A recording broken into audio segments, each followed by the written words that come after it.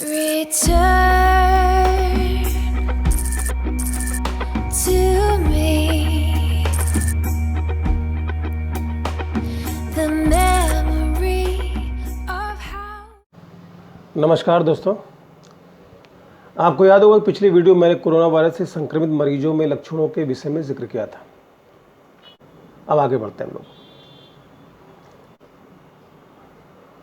Corona virus ज़्यादातर मामलों में संक्रमण के बाद हल्के से मध्यम लक्षणों का कारण बनता है, जैसे कि बुखार, सूखी खांसी और थकान। लेकिन यह तब है जब संक्रमण ऊपरी श्वसन पथ यानी अपर रिस्पिरेटरी ट्रैक्ट, नाक और गले तक सीमित है। जब यही संक्रमण एक बार लोअर रिस्पिरेटरी ट्रैक्ट में शामिल होता है तो जटिलताएं, गंभीरताएं और बढ़ जाती हैं। अब हम देखेंगे corona virus day by day किस तरह से मरीज के अंदर विकास करता है। अगर हम देखें कि 1 से 3 दिन के बीच में क्या होता है, तो हम देखते हैं कि उसमें सर्दी और फ्लू के जैसे लक्षण आते हैं। चौथे दिन हम देखते हैं कि यह बढ़कर धीरे से गले में दर्द बढ़ जाता है, बोलने में तकलीफ होती है। बुखार जो अभी तक थोड़ा हल्का था वो बढ़कर लगभग 36.5 डिग्री सेंटीग्रेड हो जाता है। सिर दर्द होता है, दस्त आ सकते हैं, शरीर में ऐंठन हो सकती है। 5वें दिन परिस्थितियाँ और बढ़ जाती हैं। खाते पीते समय गले में गंभीर दर्द होता है, बोलने में तकलीफ बढ़ जाती है, सूखी खांसी आती है, जरा सा भी हिलने डुलने पर जोड़ों का दर्द होता है और कमजोरी महसूस होती है। 6ठे दिन हम देखते हैं कि बुखार बढ़कर 37 डिग्री सेंटीग्रेड हो जाता है और जो ऊपर मैंने बताया उसके सारे लक्षण और भी तीव्र गति से बढ़ जाते हैं। नौशिया होता है, जी मिचलाता है, उल्टी और दस्त बढ़ जाते हैं, सांस लेने में हल्की सी तकलीफ महसूस होने लगती है, शरीर एवं जोड़ों का दर्द बढ़कर उंगलियों तक आ जाता है, कमजोरी और बढ़ जाती है। 7वें दिन हम देखते हैं कि बुखार की तीव्रता बढ़कर 38 डिग्री सेंटीग्रेड हो जाती है।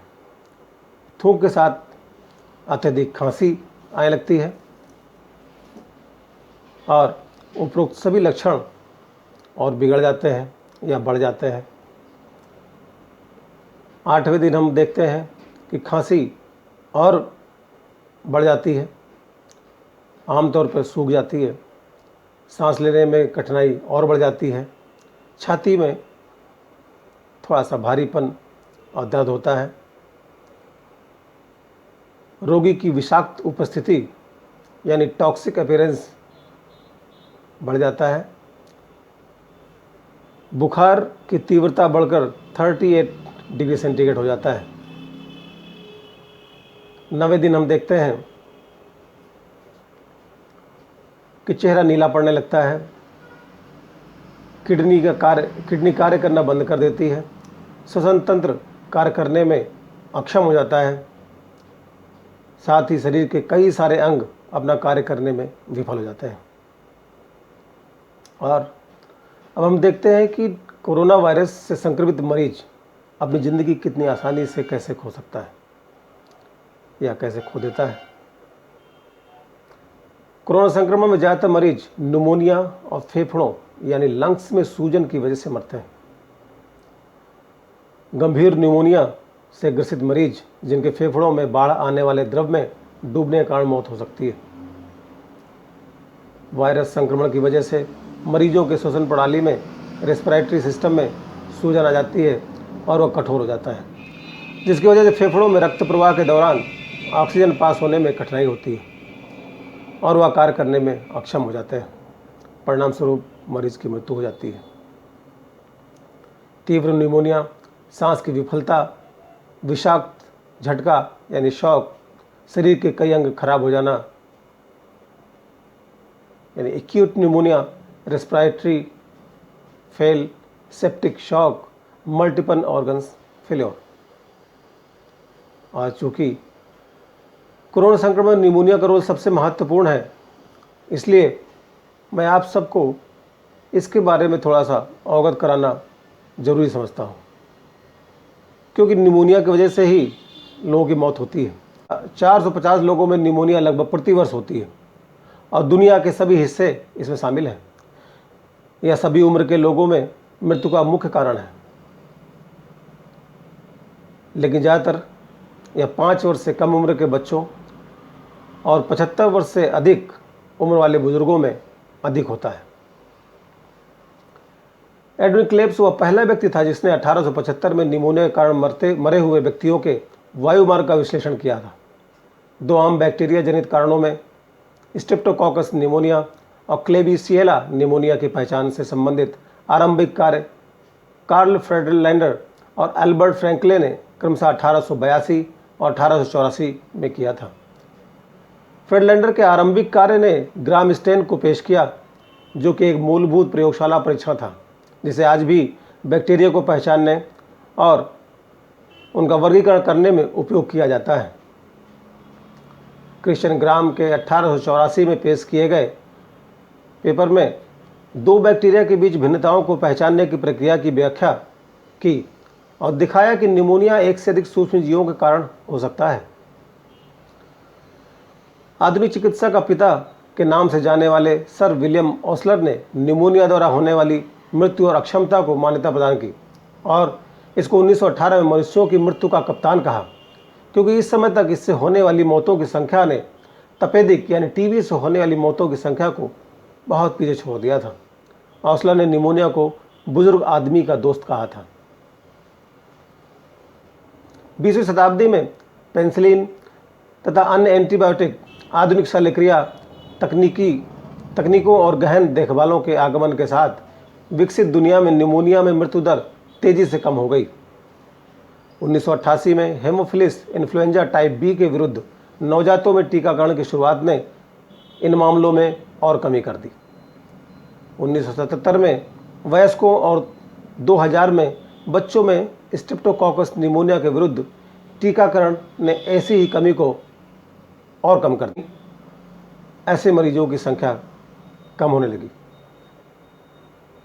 आप सबको जानना चाहिए कि 12 नवंबर को विश्व निमोनिया दिवस घोषित किया गया है। निमोनिया फेफड़ों में सूजन वाली एक ऐसी परिस्थिति है जो प्राथमिक रूप से अल्वियोली कूपिका कहे जाने वाले बेहद सूक्ष्म वायु कूपों को प्रभावित करती है। इस सूजन को अधिक सटीक रूप से न्यूमोनाइटिस कहा जाता है। यह मुख्य रूप से विषाणु या जीवाणु, कुछ दवाओं और स्वप्रतरक्षित रोगों के संक्रमण द्वारा होती है। आम लक्षणों में खांसी, सीने का दर्द, बुखार और सांस लेने में कठिनाई शामिल है। नैदानिक उपकरणों में एक्सरे और बलगम का कल्चर शामिल है। कुछ प्रकार के निमोनिया की रोकथाम के लिए टीके उपलब्ध हैं। आइए अब हम देखते हैं इनके लक्षण। अगर इतिहास में देखें तो हिप्पोक्रेट्स के अनुसार निमोनिया के लक्षण जो थे उनमें तेज बुखार,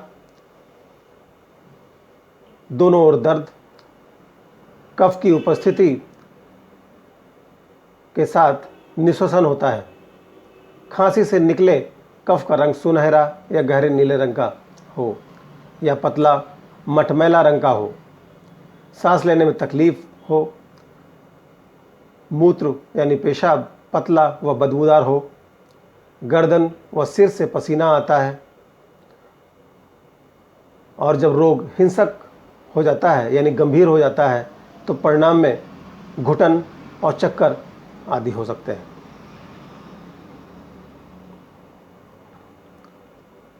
अब हम देखते हैं कि संक्रामक निमोनिया के क्या लक्षण हैं। संक्रामक निमोनिया से पीड़ित लोगों में अक्सर बलगम, खांसी, बुखार के साथ कपकपी वाली ठंड, सांस लेने में तकलीफ, गहरी सांस लेने पर तीखा व चुभन वाली छाती का दर्द और बढ़ी हुई श्वसन दर लक्षण होते हैं। बुजुर्गों में मति भ्रम यानी कन्फ्यूज़न सबसे प्रमुख चिन्ह हो सकता है। 5 वर्ष से कम उम्र के बच्चों में बुखार, खांसी, तेज या सांस लेने में कठिनाई एक आम चिन्ह है। बुखार बहुत विशिष्ट लक्षण नहीं है, क्योंकि यह सामान्य बीमारियों में भी होता है, क्योंकि कई गंभीर रोगों से यह कुपोषण से पीड़ित लोगों में नहीं भी हो सकता है। इसके अतिरिक्त 2 माह से कम उम्र के बच्चों में खांसी अक्सर नहीं होती और अधिक गंभीर चिन्हों और लक्षणों में त्वचा की नीली रंगत, प्यास में कमी, बेहोशी और ऐंठन, बार बार उल्टी या चेतना का घटा इतर शामिल हो सकता है। बैक्टीरिया से होने वाली निमोनिया के लक्षण वायरस से होने वाली निमोनिया के मुकाबले जल्दी प्रकट होते हैं। बैक्टीरिया तथा वायरस जनित मामलों में आमतौर पर समान लक्षण होते हैं। कुछ मामलों में परंपरागत लेकिन गैर विशिष्ट चिकित्सीय विशिष्टताओं से जुड़े होते हैं। लेगियानेलो द्वारा हुए निमोनिया में पेड़ू दर्द, डायरिया या कन्फ्यूज़न हो सकता है, जबकि स्ट्रेप्टोकोकस निमोनिया द्वारा हुए निमोनिया में जंग जैसे रंग वाला बलगम और क्लेब्सिएला द्वारा हुए निमोनिया में करंट जेली के नाम से जाने वाला खूनी बलगम हो सकता है। खूनी बलगम हेमोटाइसिस नामक तपेदिक ग्राम नकारात्मक निमोनिया और फेफड़ों के फोड़ों के साथ साथ तीव्र ब्रोंकाइटिस के साथ भी हो सकता है। माइकोप्लाज्मा निमोनिया में गर्दन में लिम्फ नोड्स की सूजन, जोड़ों में दर्द या कान के मध्य में संक्रमण हो सकता है। वायरस जनित निमोनिया में बैक्टीरिया जनित निमोनिया की तुलना में आमतौर पर घरघराहट अधिक होती है।